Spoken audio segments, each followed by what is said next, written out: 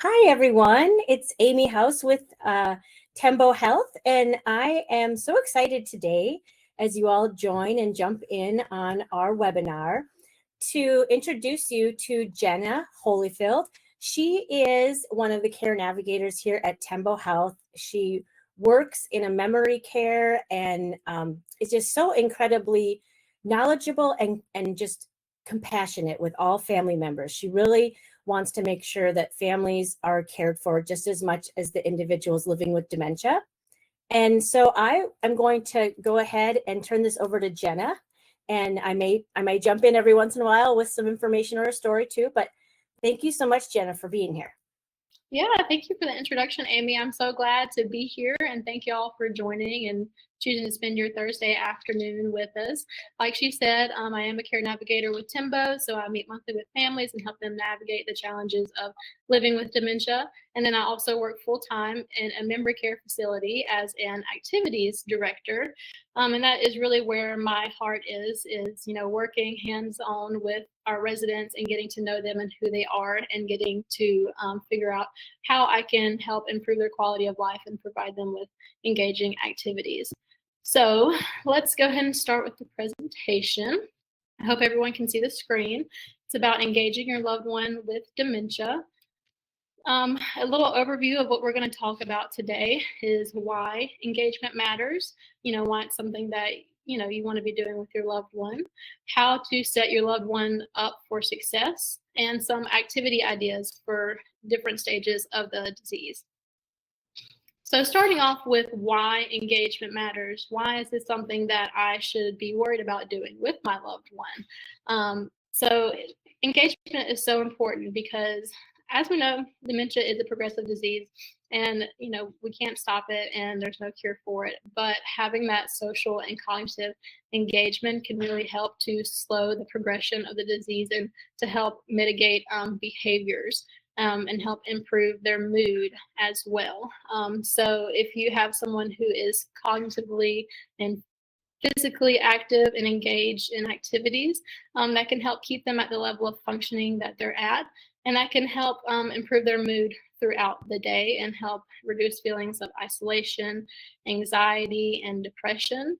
And like I said, it can help mitigate behaviors because behaviors are usually from an unmet need. So whether that be anxiety of what to do next, or maybe they're fearful, or just whatever might be going on, giving them something to do and something to give them purpose can help with those behaviors.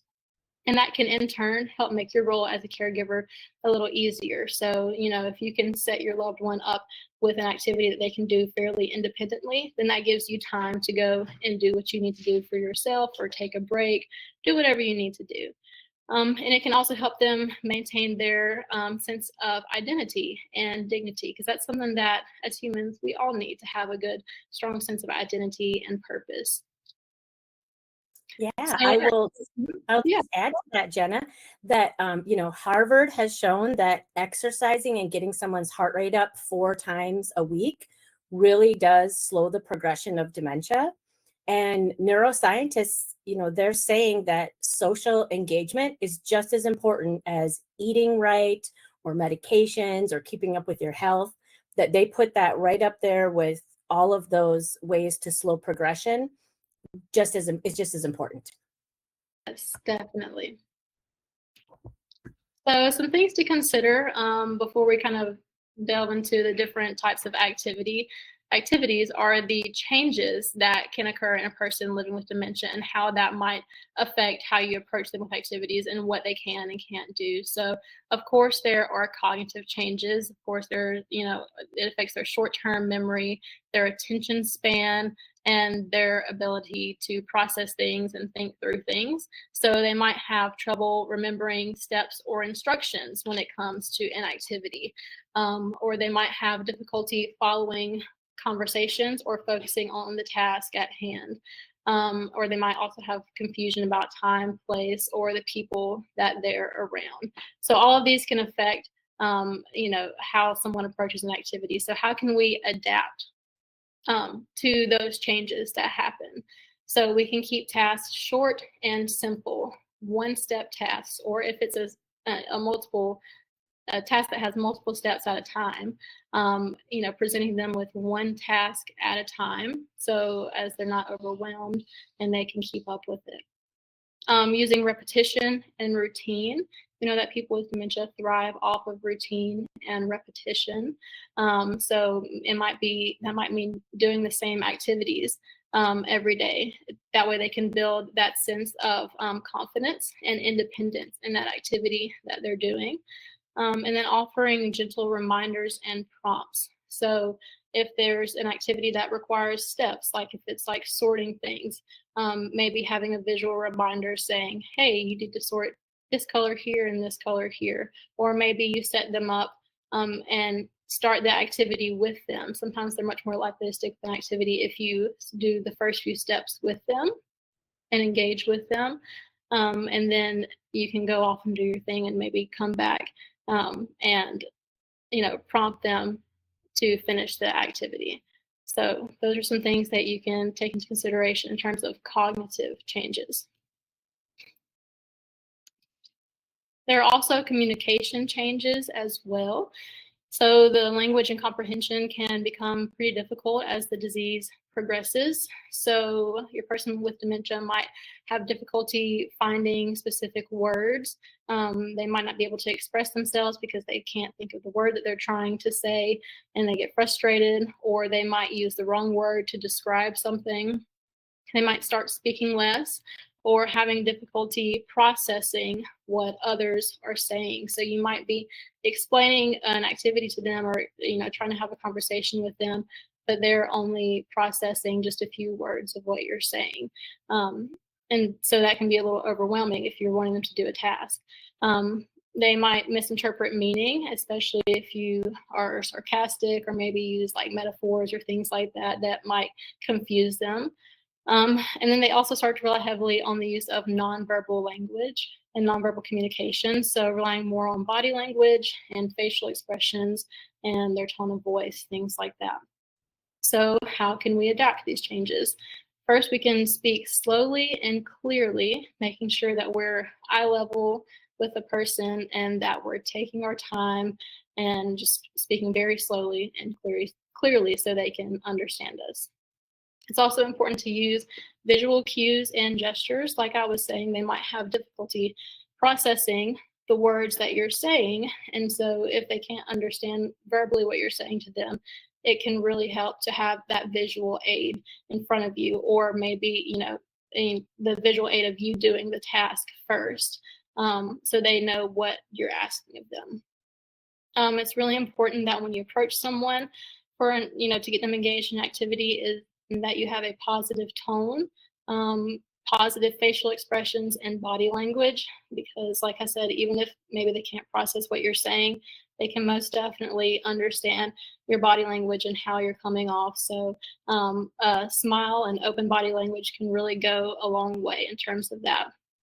And also it's important to avoid asking vague or open-ended questions. So asking the question of like, oh, what do you want to do today? That's a big question. There's a lot of different answers that go to that, and that can be overwhelming for someone. So focusing more on short answer questions, or like 50-50 questions, yes or no questions, that kind of thing.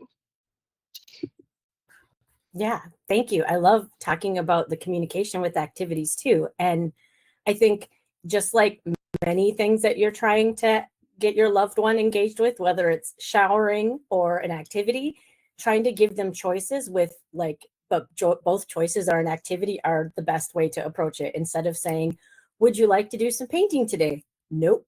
The answer is going to be no all the time because they're comfortable where they're at. They know what to expect. Everything's okay right now here. And so if I say yes, well, I'm not even sure what that all, what's all going to be part of it. So they'll say no at first. But if you say, would you like to do some painting, or should we get our exercise out of the way first today? And give them the option where they're able to decide, but yet both options are that we're going to do something fun. Yeah, exactly. Giving them that choice, but not having it be too open-ended. And like Amy said, more often than not, they might say no if you give them say, do you want to come and do this? They'll say no. Sometimes too, it might help if you just say, hey, I need your help with something. Can you help me with this? And just something to get them up and moving and out of wherever they're at, in the moment. So some other changes to take into consideration are physical and sensory changes. So these may include things like reduced mobility, reduced coordination, or changes in their vision and their hearing. So, they might move slower and have, more weakness in their muscles, which can lead to loss of balance and potentially risk of falls. They also might start having trouble with their fine motor skills and have decreased hand-eye coordination. And then they also might be more sensitive to outside stimuli and sensory input, so things like light, noise, and touch. So overhead lights might be a little overstimulating for them, but you also want to make sure that the room is well lit enough so they can see what they're doing as well. Background noise can really be distracting for someone with dementia trying to do an activity, because they can't always filter out the background noises like we can. So that TV that might be on the background might be really distracting them, or background conversations that might be a little too much for them to process. And then touch, they also have sensory changes with touch as well. So how can we adapt to these changes? We can choose seated or low risk physical activities. So in terms of like getting exercise, there are wonderful videos out there on YouTube for chair exercises for seniors, things that they can do while sitting down, lots of arm exercises that they can do and still get their heart rate up and get moving without that worry of them being a fall risk.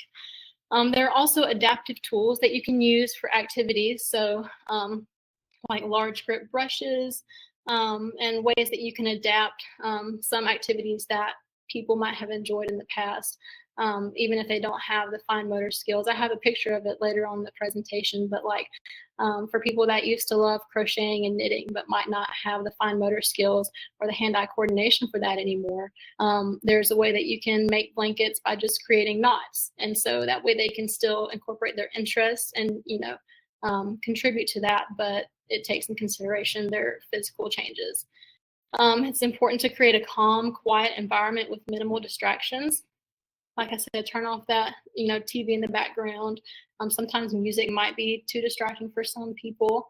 Making sure that whatever area that they're working in, if they're sitting at a table, making sure that it is pretty much clear of anything but what they're working with. So if it's at a kitchen table and you have cups and drinks on there and placemats and a centerpiece and maybe some book that you were reading earlier, all sorts of things that create clutter that can confuse the person trying to complete an activity. Let's see, so some do's of what might help when engaging a loved one with activities. It's so important to focus on their abilities, not their deficits. That is so, so important, because the purpose of activities is to improve their quality of life and to help provide them a sense of security and purpose, and just to help them feel good. So we never want to focus on something that they can't do or make them feel less than because they're not able to do something that they used to do. So really focus on their abilities and activities that match their current strengths and interests, using familiar tasks or hobbies that they might have enjoyed in the past.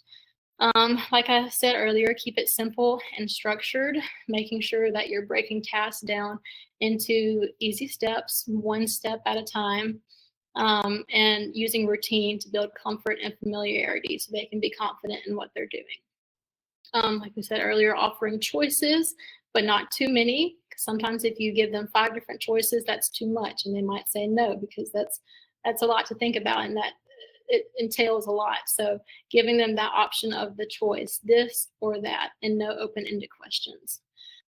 Making sure that you're encouraging them, but not pressuring them. Of course, invite them to participate and encourage them, but it's okay if they say no. You can always try again later. If they seem tired or disinterested, it's okay to just try again a little bit later. Some more do's. Definitely using some visual and tactile cues, like I was stating, because they might have issues with processing what you're saying or verbal communication. So physically showing them and giving them cues, or maybe prompting them by touching their hand and bringing their hand to an object to hold. And, if you're the one demonstrating the actions as well.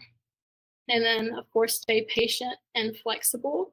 You might have one activity prepared and have an idea of how it's going to work out, and something completely different might happen. It might go a completely different direction than what you had expected.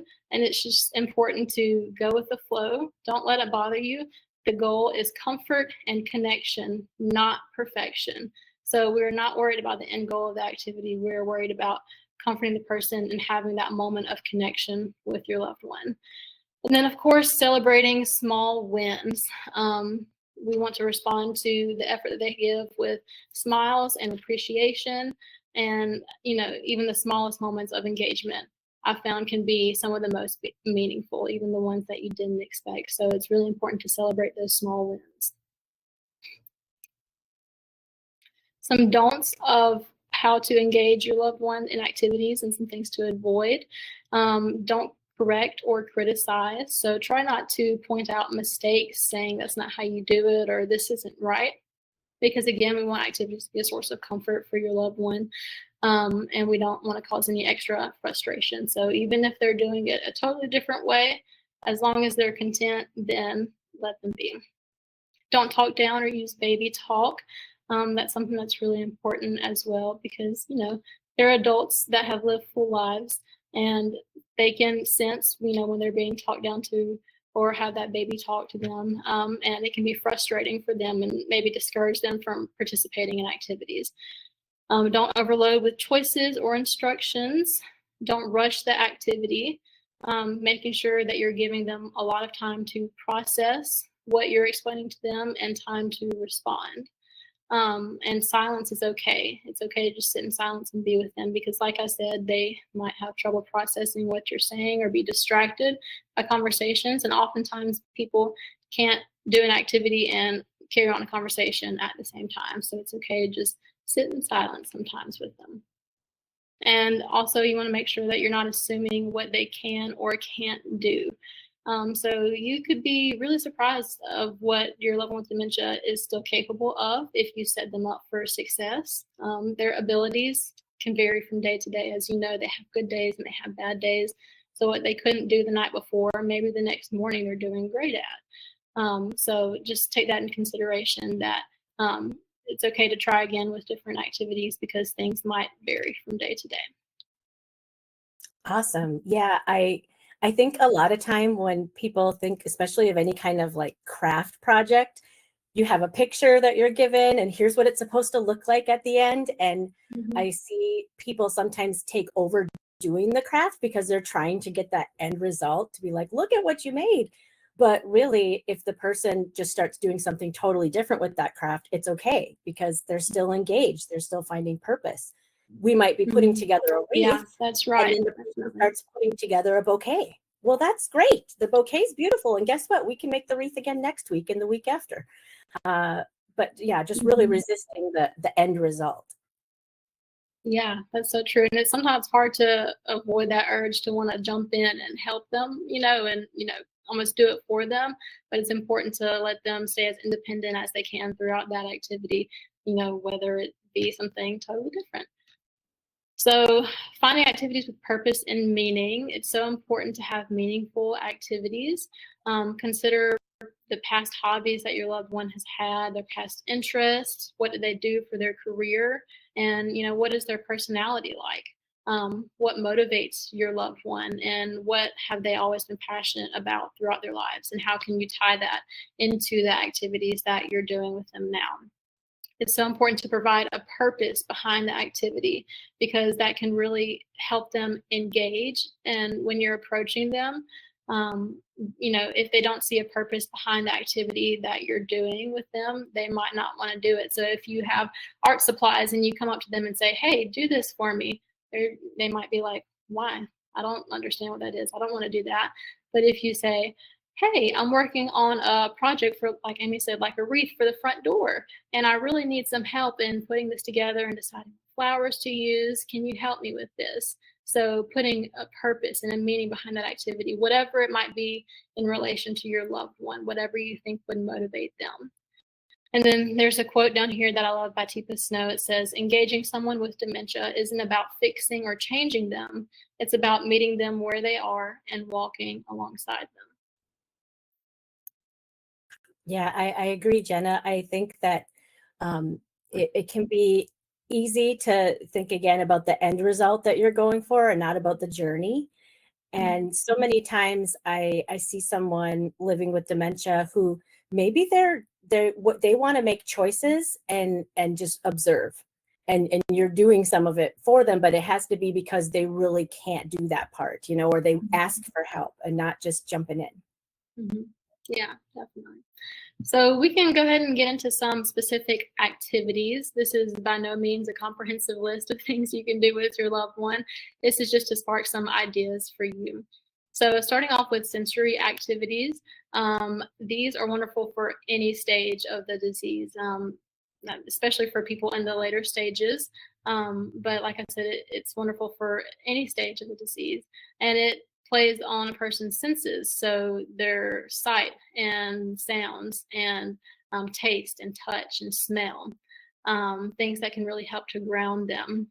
So gardening, of course, is such a popular activity that most people have done probably throughout their lives, and it's something that you can adjust as the disease progresses as well. So if they're higher functioning, you can have your loved one come out into the yard with you and pull up weeds and, repot plants and prune the vegetables and things like that and water the plants with the hose.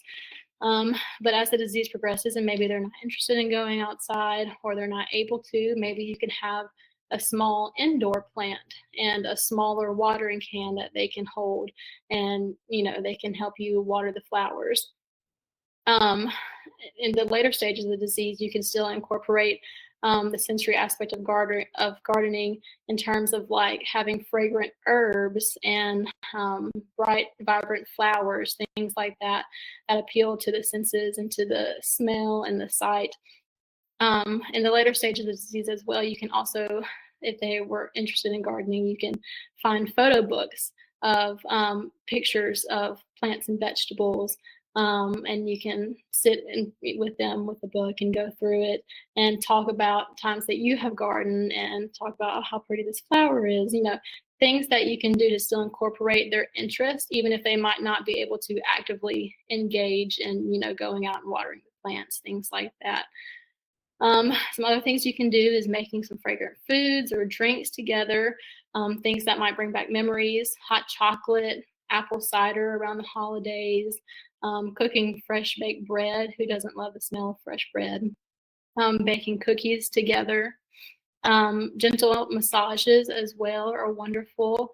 Things like back scratches or gentle back massages, hand massages with really good smelling lotion that can go back to the smell part of it, the sensory aspect of it. Good smelling lotion, massaging their hands, hair brushing. That's a nice repetitive motion that can really relax someone.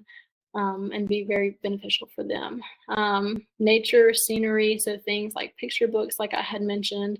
There are so many picture books online that are specific for people with dementia, but you can also find books at the thrift store or at Walmart, things like that, coffee table books.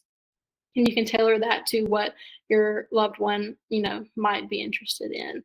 There are also lots of wonderful YouTube videos out there. The internet is a wonderful tool for things like this.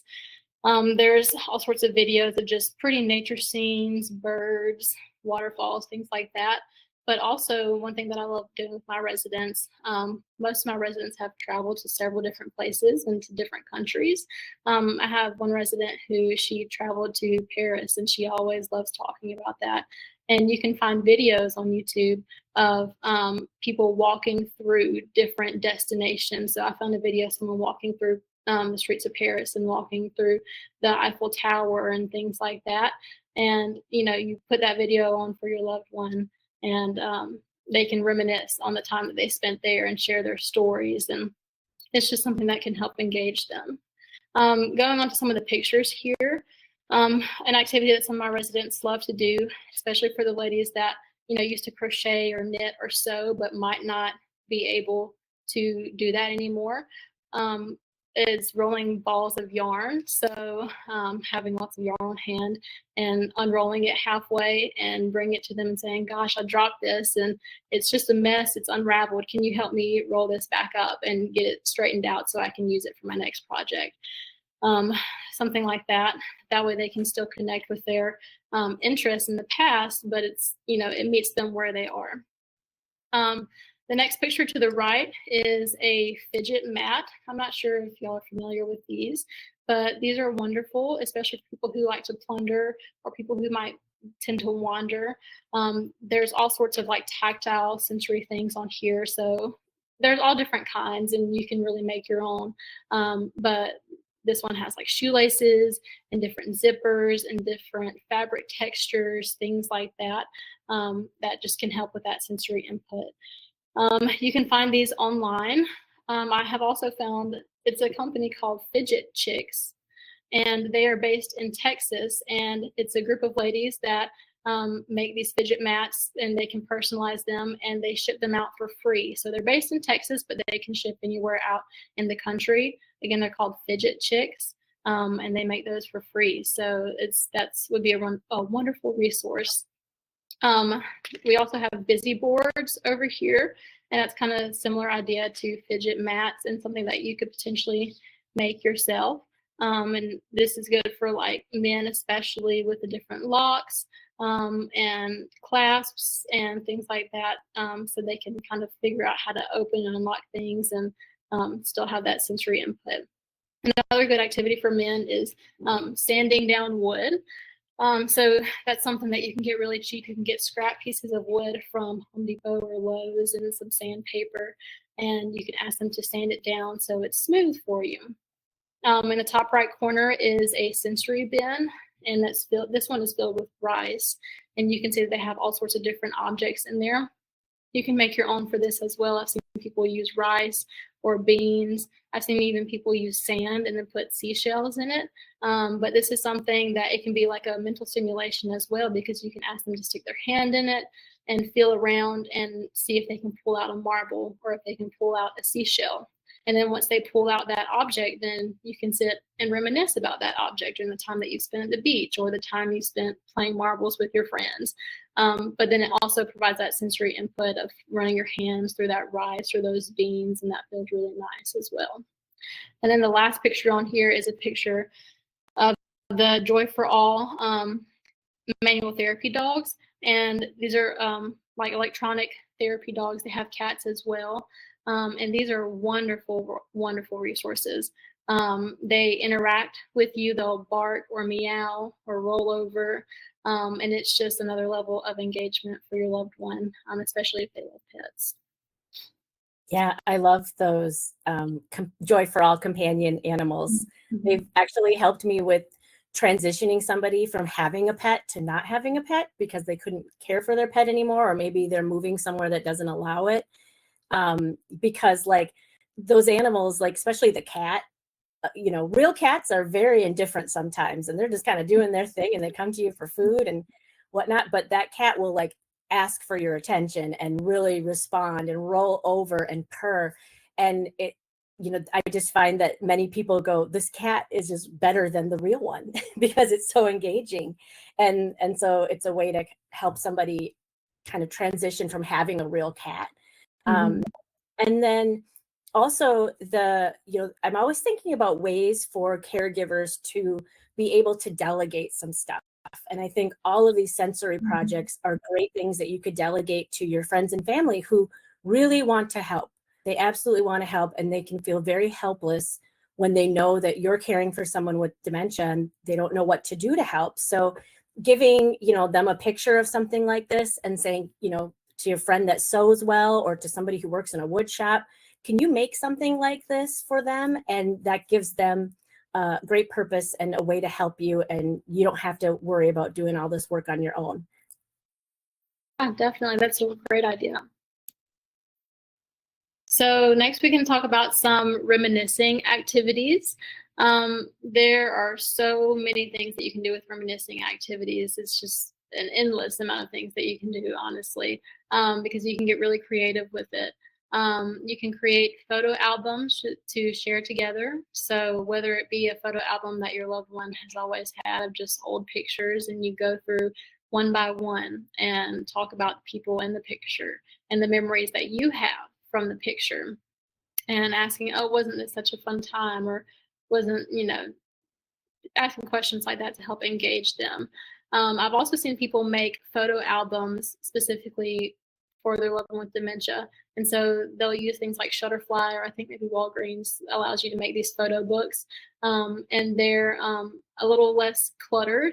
And so it'll have like one picture of their loved one per page, and it'll be like a picture of their son. And it'll be a very clear picture of their face, smiling, and it'll have, their son's name beneath it and like their relation to them. And then the next page will be a picture of their grandchildren and their names. And I found that that's something that's really helpful for people in the later stages, because they can really see the faces and the emotions on the faces, and they can connect with that. And that helps them engage a little more, as opposed to maybe an older kind of blurry photograph, So that's something that you can do for people in the later stages. Finding items or pictures of things that are significant to them, so objects that are relevant to their careers and hobbies.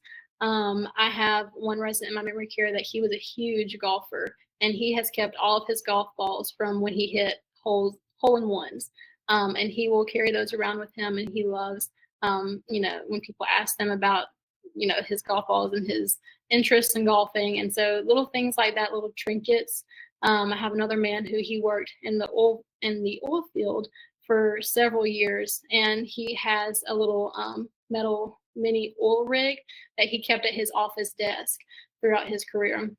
And he keeps that in his room, and he loves going back to that and sharing stories from that. And you can base questions and get spark memories from things like that. And in terms of like finding little items or things that are relevant to your loved ones and their interests and their careers, that's also something that you can really find through thrift stores, because things can be a little expensive. But if you get thrifty, head to a thrift store and digging through what they have there, maybe you can stumble across little things that your loved one might enjoy. Conversation cards or reminiscing games. So I have a picture of those right here.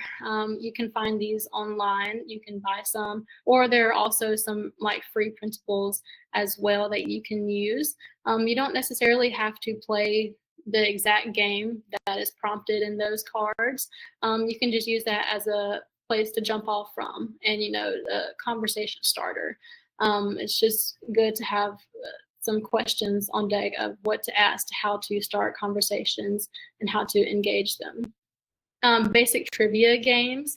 So this is something that you can adjust as the disease progresses. So if you have someone who was really passionate about something, say if someone really loved baseball and knew a lot of baseball trivia, and can answer a lot of trivia questions, but as the disease progresses, and they might not know the extensive amount of trivia that they did in the past, you can still tailor those questions to be like basic questions about the sport. And it can be like yes or no trivia questions, or this or that trivia questions.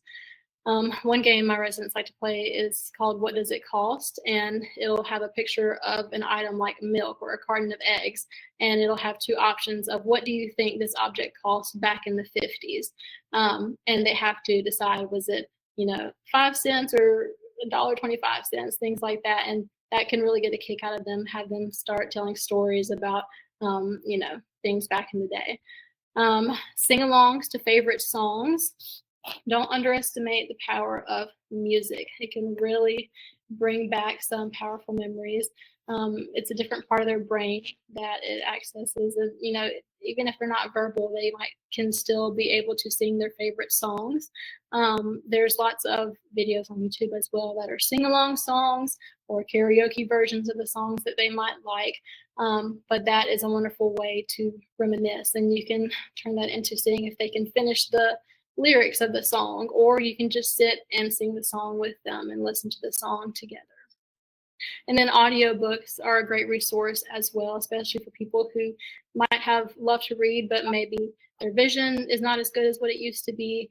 So there are lots of audiobooks online as well. And then this picture in the bottom left corner is some photo books from Shadowbox Press, which is a wonderful website that has all sorts of dementia-friendly picture books and prompts. It'll have, different themes, and then behind each picture, it'll have conversation starters as well. They have all sorts of old magazines, like this one is called the Reminisce magazine. And this over here, oh, sorry. There we go. This picture in the far right is kind of like a memory reminiscing box, and you can tailor this to whatever your loved one might like. So this one is a sewing box, so it has maybe sewing needles, different fabrics, little thumb pins, different things like that. That way you can have something tactile for them to hold on to and to visually see while you're reminiscing as well.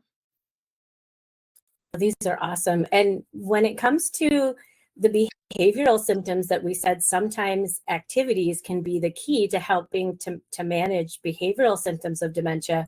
Reminiscing activities is absolutely key to helping the person who wants to go home. They want to go to the home they grew up in, or they're looking for their mom or dad or their spouse who is now deceased. These activities and having these things on hand is really key to it.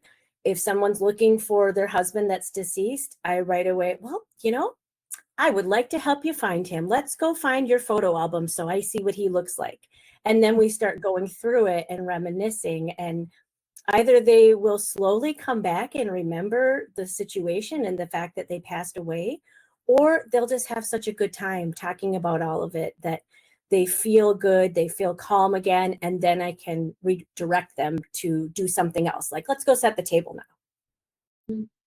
Yeah, definitely. Wonderful point. Okay, so next we can start talking about some different creative activities. So there are all sorts of different things that you can do to help a person, express themselves creatively. Some examples include sorting colored beads. So with that activity, you can modify that. If someone is higher functioning, then they might be able to sort 5 or 6 different colored beads into different sections. But as the disease progresses, and they might not be able to sort that many, and it's a little overwhelming for them, you can modify it and have them only sort 2 different colors of beads. This would also be an activity too where you can use like visual cues, like leaving a note of the instructions of how to separate things. Same goes for the fabric swatches as well. Sometimes I found that loved ones struggle the most getting their loved ones engage in creative activities because they don't see the purpose behind it. So making sure that you find a purpose for these things. So this picture in the right corner over here, as I had mentioned earlier, this is a blanket that you can make by just tying 2 pieces of fabric together. So you cut these little 1-inch pieces and then you knot them together. It's called a knot blanket.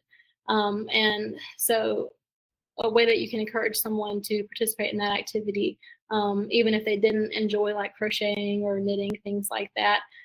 We donated this blanket to the local women's shelter. So you can say that we're working on this project to donate to the women's shelter, and that might encourage them to participate. Things like coloring or painting, take into consideration to what you're giving them. So the adult coloring sheets, that have gotten really popular nowadays can tend to be a little overwhelming, and that might be too much for your person with dementia. So making sure that if you are giving them coloring sheets, that it's something, of course, adult appropriate, but also something that maybe has larger shapes and less things going on in the background. So a more simplistic design for them to color. And I found it also helps too if you have an example for them to go off of, so a completed coloring picture that they can reference as well. And same goes for painting. Down in this bottom left corner is a picture of aqua paints. And these are really wonderful because all you have to do to get that picture is to paint water over the canvas, and then the picture will appear. It can be, a beautiful picture of flowers or a bird.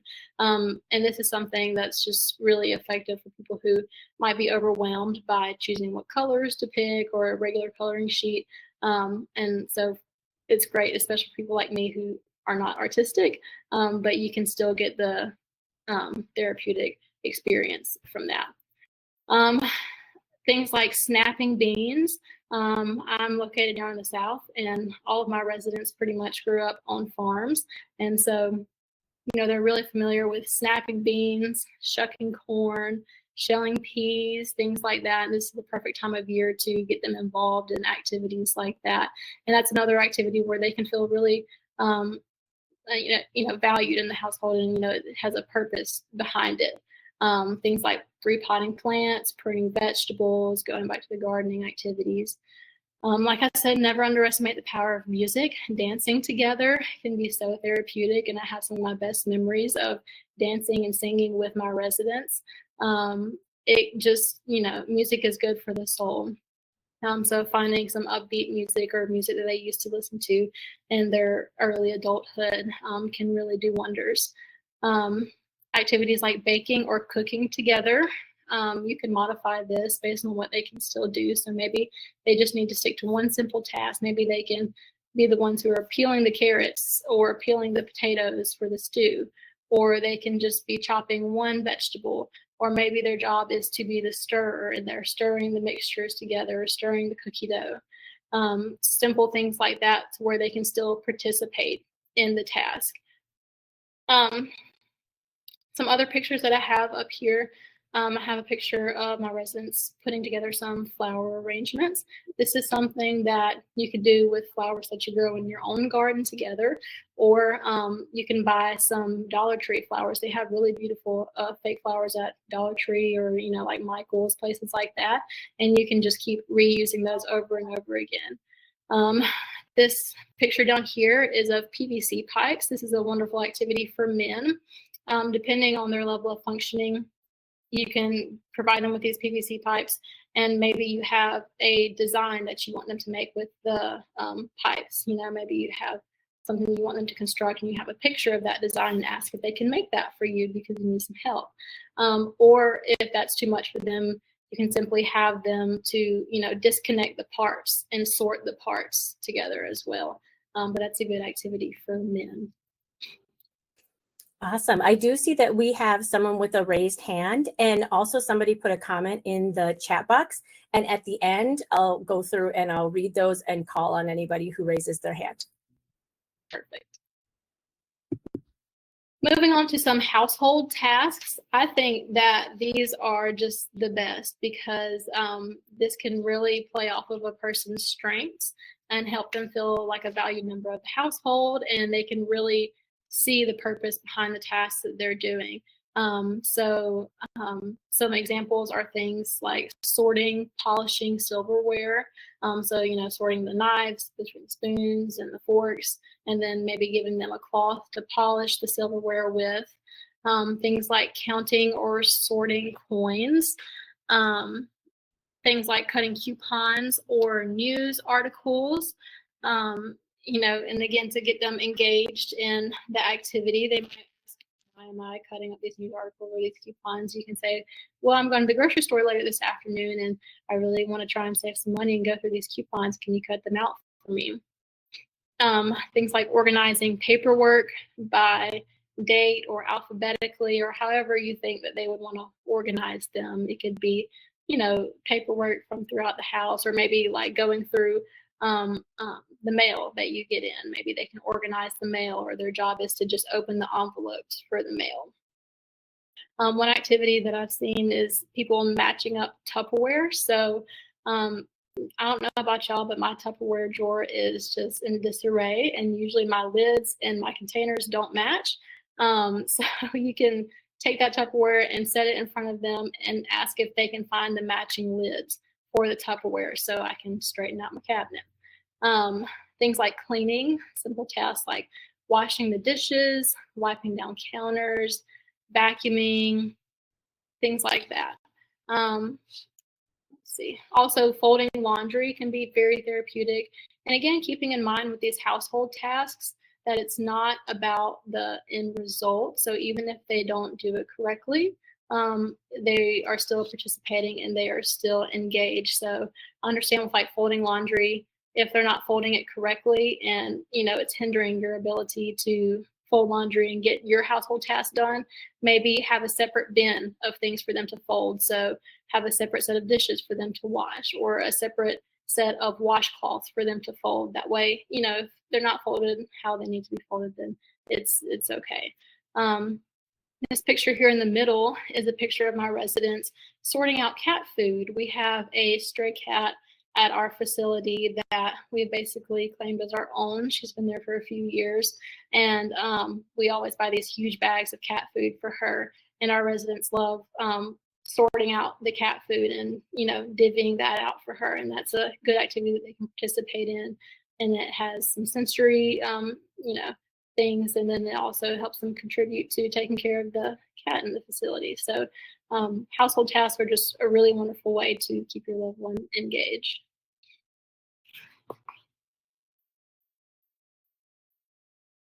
And then lastly, talking about having fun as a family or with friends. So sometimes family gatherings can be overwhelming for people with dementia, or if family from out of town are coming in that aren't as familiar with your loved one. It can be a little anxiety riddled and it can be stressful. So some tips and tricks is to involve everyone, making sure that you're choosing inclusive activities that aren't too fast paced and not too overwhelming.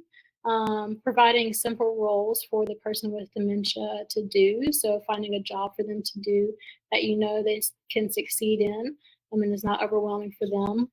Making sure that you're planning for short durations of visiting and calm transitions. So making sure that you're watching your loved one for any signs of fatigue or overstimulation, and making sure that you have a place for them to go to calm down and regulate.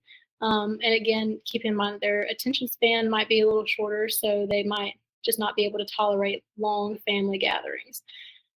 Some ideas for group-friendly activities are having family game nights with adapted games, things like picture bingo, listening to and dancing to music together, story sharing circles, maybe have the loved one, the family member that's visiting bring a specific photo or an object and have in mind what they're going to talk about and what they're going to share. And then that way everyone can share memories and get to reminiscing about good times.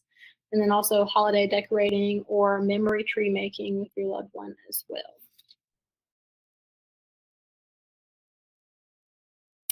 And then I just want to end with this quote: in dementia, joy lives in the now, not in the remembering, but in the experiencing.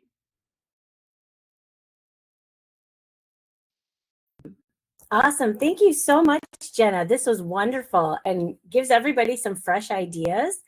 And I want to go ahead and give everybody the opportunity to ask any questions, and I'll watch the chat box here.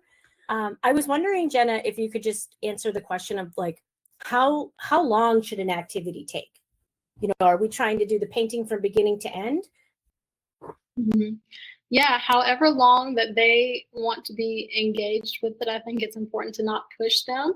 If you see that they are getting frustrated or overstimulated or tired, you might have one activity for them and they might be engaged with it for a few hours, or they might just, paint for 15 minutes and say, I'm done with it, or just not be engaged anymore. And I think just letting them, decide how long they want to do the activity, not pushing them. Awesome. So we did have somebody who mentioned that there's a warbler. A Walker warbler. Oh, that's a tough one to say. And it's a type of bird that everyone really likes at a place that she has a loved one at, because it says something about a resident or maybe she works at, called a Walker warbler. So and it's like a beautiful pet. Yeah, I think so. And I definitely have seen the Audubon birds. If you go to like a hardware store, I always see those there for some reason, but they are birds that look and have the sounds of certain types of birds, and all the common birds in like North America are usually found there, and that can be really fun to go through those. Awesome. Great. Any other questions that anybody has here? I have a few things I was going to mention. Thank you, Jenna. She said I could jump in with a few things as we go along, but one of the people that I really with on YouTube, there's a gentleman named Paul Eugene.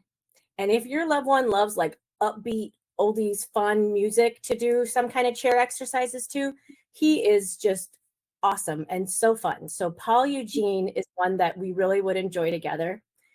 And sometimes we would just put on a CD or like a CD of somebody on YouTube, their whole album, and we would do fast exercises to the fast songs. And then when it would slow down, we'd do all stretching. And so we'd all be waiting to see what the next song was going to be. So we know if we'd have to keep getting the heart rate up or if we'd finally have a break. And they really liked that. Speaking of people on YouTube as well, I forgot to mention a good activity for people who are spiritual is the creator's name is Spiritual Elder Care. And she has wonderful dementia-friendly worship services and devotionals and hymn sing-alongs as well. And so that's a wonderful resource if you want to look into Awesome. Kim, I'm changing it so that you can talk now, I believe. And you had your hand raised. So I'm wondering if you have something to ask or something to comment on. It's spinning for a moment. So I'm going to just keep going for a second until I see that she is able to speak. Yep. Can you hear me? I was just saying hi. Go, hi. Hi. How's it going? Oh, you were just waving hi. I was just waving hi. Sorry. Good. You were just being engaged. You were just being part of it. I love it. Okay. Yeah, no worries. And then a couple other things. I know that sometimes with the household tasks, you may think of some traditional male and female roles. And I would just say, again, those are kind of like some prejudgments that you come to the situation with, and you have to kind of throw those out the window, because you might think like, oh, my husband will never, ever, fold laundry. He never did any of that stuff. And he thought that was my job as a woman. Well, you still be surprised though, when somebody doesn't have a lot to, contribute anymore. When they have a job asked of them, they're excited for it anyways. And I would say that especially men in the armed forces, they can fold like nobody's business, even very, very late in the disease. They love it. And and when you have that laundry to fold, it can kind of be hard to keep it so that they're busy for a while. So sometimes it might be nice just to order like a 20 pack of hankies, cloth hankies or something for them to fold, so that it's small, you can keep it somewhere, and then it takes a long time to fold all of those. And maybe you need 100 pack of them. Baby clothes are always available at garage sales and thrift stores. And so that was always a fun one to fold too. And I would unbutton all the buttons and all the snaps. And then some of the residents would always be putting those all back together. So it would take them a long time to fold those baby clothes. Yeah, good. Any other questions that anybody has? Any hints on verbiage on how to let a patient know it's not busy work? So yeah, if somebody might feel like this is just busy work, I'm not going to do this. What kind of things do you say to them, Jenna, to get them involved?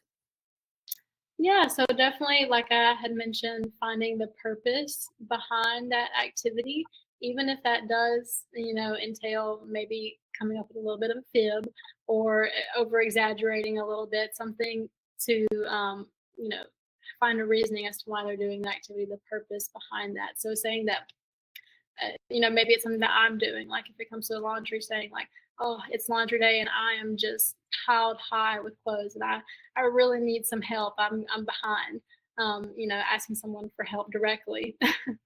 And sometimes I'll ask them that and they'll say, oh, yeah, that sounds about right that you're behind. But yeah. Also, I have had people who really respond to, it sounds like this person might be you said patient. So I feel like this is somewhere where you work and there's people living there, like a facility of some type. And with that, there's always like future projects you can have them working on. So I would have them cut out all the yellow that they can find in this magazine. Anything yellow, we need everything that's yellow, because next week we're going to be working on this art project. And I know you don't do art, but I need help getting things ready for next week. And that would give them the reason why we're doing it. Or we're going to donate all these pictures to a collage for the school, because the school kids are working on a project and they need lots of pictures. So there's a lot of ways to put that in there. And I think I had a question here pop up here. Oh, somebody just said to thank you for these fresh ideas. I really appreciate being invited each time. Have a wonderful day. Oh, thank you so much, Kathy. We liked having you all here.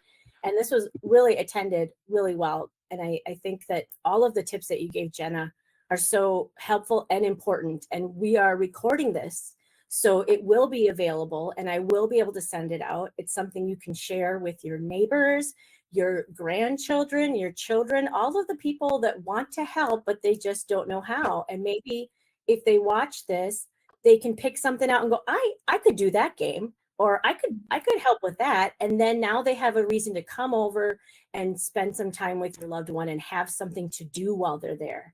And that just might help bring people back into their life, because a lot of times with dementia, people just start to go away because they're not sure what to do anymore, how to communicate, and if I come over, what am I going to do? So this is a great thing to share with anybody in your life that might want to come and get involved. Mm-hmm. And do you have anything you want to close with, Jenna? Yeah, I just want to say thank you all for coming, and share this information with your loved ones. Like Amy was saying, I think it might be a very valuable tool. And yeah, thank you for coming. I hope you have a wonderful rest of your day. Awesome. And I just want to end with, we did have Aniki who had replied back to the question about verbiage, and she said, this is super helpful and the tips are great to help families with loved ones with dementia. And that is true. Even if your loved one lives somewhere, these are things that you can bring with you when you go to visit. And when you have something to do, then you're not answering the questions of, why am I here? Where's my money? You know, all of those things that come up if you're just having a visit and you're just, just visiting, that can cause a lot of stuff to come up, where having something to do when you go is really great. And I'm sure that if there's an activity director at the place where your loved one lives, if they're as amazing as Jenna, which I will say most of them are, because it is just such a important job and it takes a lot of creativity, that you can ask them and they'll give you things to do when your loved one was there. They're happy to share the games. Yes. Good. Okay, everyone. It was good to see you, and we'll see you next month. I believe that next month is going to be about caregivers and about managing your stress. So we'll be posting that and sending out an invite within the next week or two, but it's always the first Thursday of the month at 12:30 Central, 1:30 Eastern time, unless there's a holiday, and there'll be a very specific message about that. Okay, thanks, everyone. Thanks. Bye.